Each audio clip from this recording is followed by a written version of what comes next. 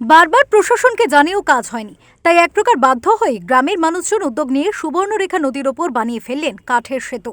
আর এই সেতু তৈরি হওয়ায় উপকৃত হচ্ছেন এলাকার বেশ কয়েকটি গ্রামের কয়েক হাজার মানুষ। এই যে কাঠের অস্থায়ী সেতুটি নির্মাণ হয়েছে, কতটা খুশি সাধারণ মানুষ? প্রচণ্ড খুশি। আসানমণি জানাঘাটি ফ্লাইওভার ব্রিজ, জানাঘাটি ওই দিকে যতগুলো গ্রাম আছে, মদনশোল, ভাথান্ডিয়া, আপনার জানাঘাটি, ইটাল, মানিকবেড়িয়া, পাচান্ডো সহ এইসব গ্রামগুলো আমাদের ওইদিকে ব্যাংকের যোগাযোগ এবং স্কুলের যোগাযোগ, সুপার স্পেশালিটি হাসপাতাল, বহিবল্লভপুর যাওয়া আসার জন্য সুবিধা প্রচণ্ড কাজে লাগে।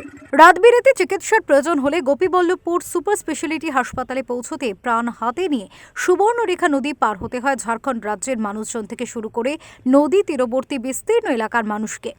নদীপথে নৌকো করে না হলে প্রায় 30 থেকে 40 কিলোমিটার রাস্তা হেঁটে সাধারণ মানুষকে গোপীবল্লভপুর বাজারের বুকে পৌঁছতে হয় নানান প্রয়োজনীয় কাজে।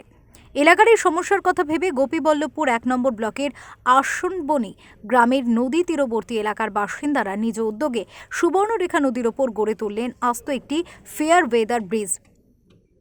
গ্রামবাসীদের যৌথ প্রচেষ্টায় তৈরি কাঠের সেতুর ওপর তৈরি হয়েছে যাতায়াত ব্যবস্থা। শুরু হয়েছে যাতায়াত।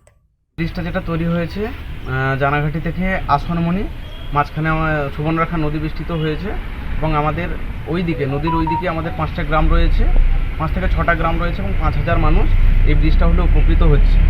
এবং এই ব্রিজটা দিয়ে আমাদের কলেজ, হাসপাতাল এবং বিডিও অফিস যেতে হয়।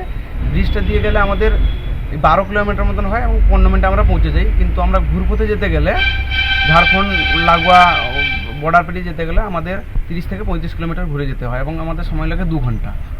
স্বাভাবিকভাবেই দীর্ঘ 40 থেকে 50 কিলোমিটার রাস্তা মাত্র 8 থেকে 10 কিলোমিটারের মধ্যে এসে যাওয়ায় খুশি এলাকার মানুষ।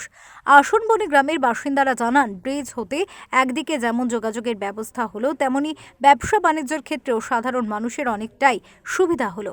ঝাড়গ্রাম থেকে অরূপ ঘোষের রিপোর্ট, ওঙ্কার বাংলা।